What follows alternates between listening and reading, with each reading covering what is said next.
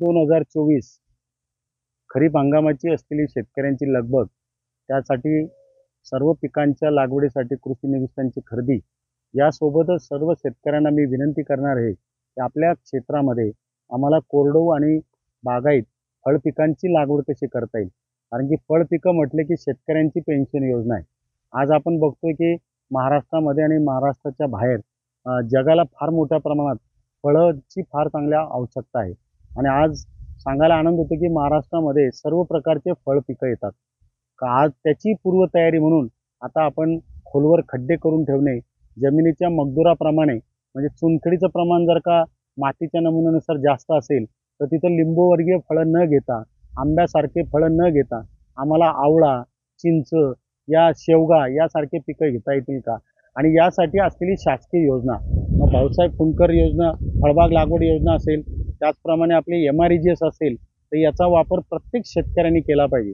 आणि असं म्हटलं जातं की एकात्मिक शेती पद्धतीमध्ये कमीत कमी 20% क्षेत्र ते 30% क्षेत्र एकूण लागवडीचं आपल्या फळ पिकामध्ये असलं पाहिजे. आणि म्हणून त्याची पूर्वतयारी म्हणून आपल्याला खोलवर 2x3चे खड्डे आपल्याला कसे करता येईल, त्याचप्रमाणे त्याच्यासाठी आवश्यक असलेला पाला, पाचोळा, नंतर मग सेंद्रिय कर्ब, कंपोस्ट, चांगल्या प्रकारची माती ही सगळी गोळा करून आणि आपल्याला जेवढ्या काही नोंदणीकृत नर्सऱ्या आहेत यांच्याकडे बुकिंग, मग आंब्याचे असतील, सीताफळाचे असतील, चिकू, सगळ्या प्रकारचे आज फळपिकांना शासनाचं अनुदान आहे. मग MREGS मध्ये असेल किंवा या आपल्या फुंडकर योजनेमध्ये असेल फळबाग लागवडीच्या, तर मोठ्या शेतकऱ्यांनी फळबाग लागवडीमध्ये सहभाग घ्यावा. आणि जे सीमांतिक शेतकरी म्हणजे 2 हेक्टरपेक्षा कमी त्यांनी MREGS मध्ये लागवड करावी. पण माझी आपल्या सर्व शेतकऱ्यांना विनंती आहे की फळ पिकांचं फार अनन्यसाधारण महत्त्व एक निसर्गाच्या दृष्टीने, जमीन आरोग्याच्या दृष्टीने आणि आपल्याला एक असलेलं सातत्यपूर्ण उत्पादनासाठी फार किफायतशीर ठरणार आहे. फळपिकं लागवड करत असताना त्यामध्ये आपण आंतरपीक हे देखील इतर पिकांचं आपण घेऊ शकतो, म्हणजे जेणेकरून आपल्याला क्षेत्र वाया जाणार नाही.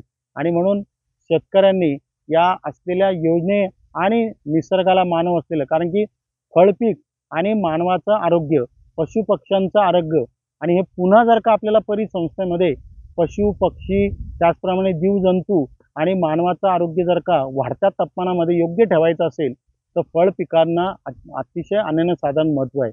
आणि म्हणून कोरडवाहूमध्ये असेल सीताफळ आहे, आवळा आहे, चिंच आहे, बोर आहे, आंबा आहे, बागायतमध्ये आंबा असेल, चिक्कू असेल, पेरू असेल, इत्यादी सर्व फळपिकांचा आणि अशा प्रकारचे फळपिकं की जे आपल्या भागात येतात, जे आपल्याला योग्य आहे.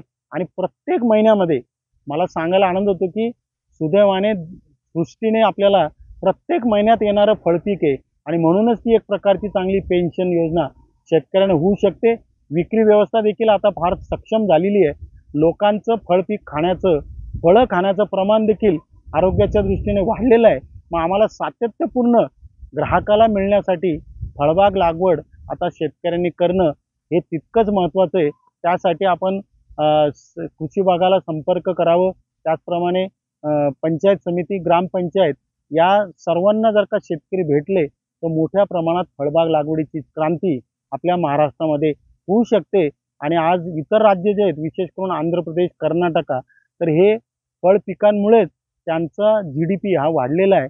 आणि शाश्वतपणे उत्पन्नाचा स्रोत आपल्या शेतकऱ्यांना देखील होऊ शकतो. आणि म्हणून फळबाग लागवडीकडे आपण शेतकऱ्यांनी जावं हीच आपली विनंती आहे. धन्यवाद.